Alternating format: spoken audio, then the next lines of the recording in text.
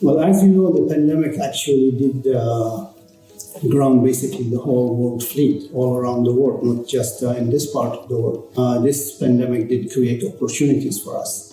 And this is one of the areas that our flexibility did come into front line, and we capitalized on that. We were able to manage to change our business model into something that we could turn challenges into opportunities.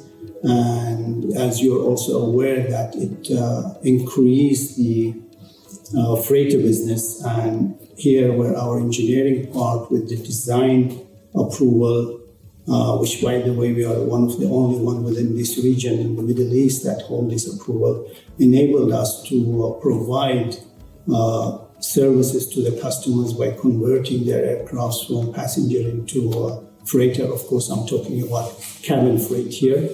And that was a very important edge for us.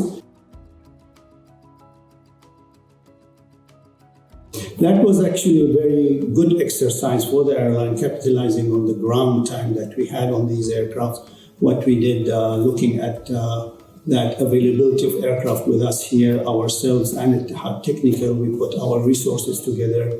We basically upgraded all the cabin of the aircraft to what the passenger would like to see and would like to have. And at the same time, during this pandemic season, when the aircraft would come back to operation, they want a safe cabin. So we actually delivered that part of the needs that the customer would have needed while they would once they would start flying. It was a huge exercise. It was but I believe I should say that it was very well utilized by Etihad into upgrading the cabin. What we have seen actually, I must say that we are lucky our location being in the middle between the Europe and the Far East, it plays a role into this, as we have increased our third-party customers from all around the world. Now we have customers from Europe, from Africa, from Middle East, and from South America. That actually has played a big role into what we can deliver to these customers. As we speak today, the third-party customers are about 70% of our business, and we have been focusing into giving them the flexibility that they need to meet their requirement and to enable them to fly, and which will create more opportunities of MRO business for ourselves.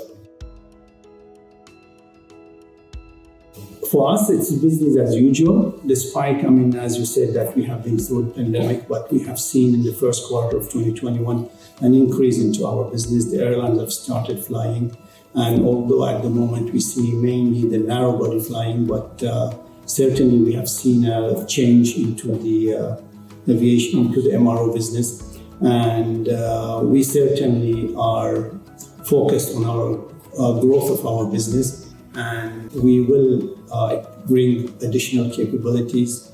We are at the moment looking into NEOs and 737 MAX. We have already got the 350s, and of course the 787. We are one of the unique approval holders on the 787 from different part of the operation. Certainly we will look into any opportunity that we can grab and develop further. A couple of years back, we looked into, we expanded to Argentina, Cordoba with Fadia.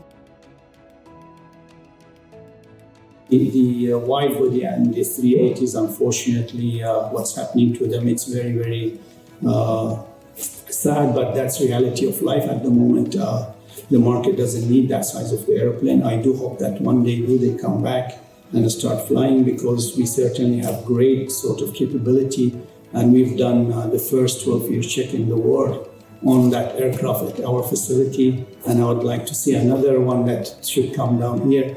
But yes, narrow body is the fleet that it will expand, and we are adapting to that as well. For the first time, what we have done is that we cater for a low-cost carrier as well. We've been able to tap into that market, and we are working with Indigo in India. We already have 3 aircrafts down here. We've got 7 more to come down by end of the year. And there's opportunities for more as well. So We are learning, we are adapting, we are changing to the market needs and make sure that we are not affected in our business in any way.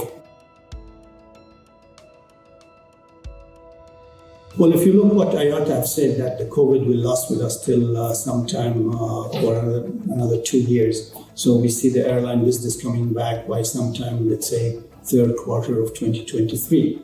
So up to then, this business will be under pressure.